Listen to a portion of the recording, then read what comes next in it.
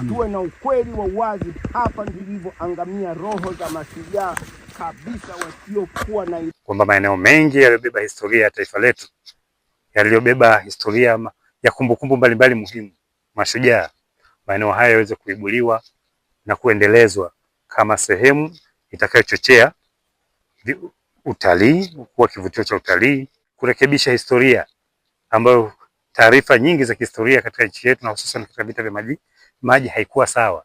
Mfano mdogo ni kumbukumbu ya kuzikwa katika kaburi la pamoja watu 66, lakini ukweli hawakuzikwa watu 66 katika kaburi lile. Na miongoni mwa watu ambao walikuwa hawajulikani kwa yakini kwamba alizikwa wapi, alipatwa na madhara gani, ni chifu pekee mwanamke Nduna Mkomanile. Historia ya mwanamke shujaa, jasiri, aliyesimama kidete kupigania hadhi na utu wa Mtanzania, utu wa Mwafrika katika ardhi hii ya mkoa wa Ruvuma.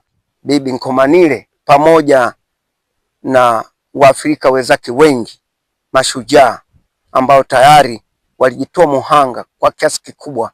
Kwa hiyo wakoloni walivyoona watata, walichagua sehemu yao muhimu ya kuweza kuja kuwapoteza ni hapa, ambao tayari hawa koloni hawajaweza kuweka hata picha ya mahali hapa.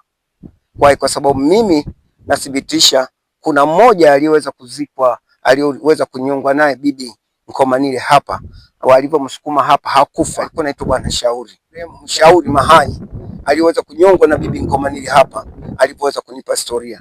Kwa nilikuja hapa akanionyesha hapa ndio tulipotaka kuuawa. Hapa marehemu Shauri alikatwa kinjenje, kile kindemo ambacho tayari kama hiki hapa.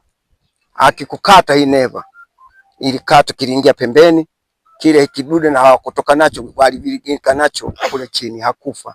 Kwa hiyo baada ya watu walivyoweza kuja kutafuta chakula, riziki, asali, wakamsikia na unguruma hapa chini. Kwa hiyo hapa mahala ndipo shujaa Nkomanile alivyokuwa anatafutwa. Yuko wapi? Ni hapa mahali walipoweza kumzika, pamoja na majasiri wengine Tanzania zima walipotezwa hapa. Hakuzikwa yeye peke yake, hakuuawa yeye peke yake, hakunyongwa yeye peke yake, alinyongwa na watu wengi sana. Hapa kaburi hakuna, mwili wake ulitupwa huku chini. Huku hakuna cha makaburi huku, maana ni miili ilikuwa wanakata, hakuna mtu kwenda kuangalia. Nimekuwa katika msitu huu na nimezeeka katika msitu huu. Yalikuwa yanaandaliwa kule, kama ninavyosema, historia ilipotoshwa, si ndio? Pale hawakuzikwa hawa. Na tukitizama Bibi Nkomanile yuko pale, lakini kaburi yeye kiungo chake au mwili wake hauko pale. Mwili wake uko hapa. Jina tu liko pale. Kwa sababu hawakuweza kuweka ukweli wa yale mahasi waliotenda Wajerumani.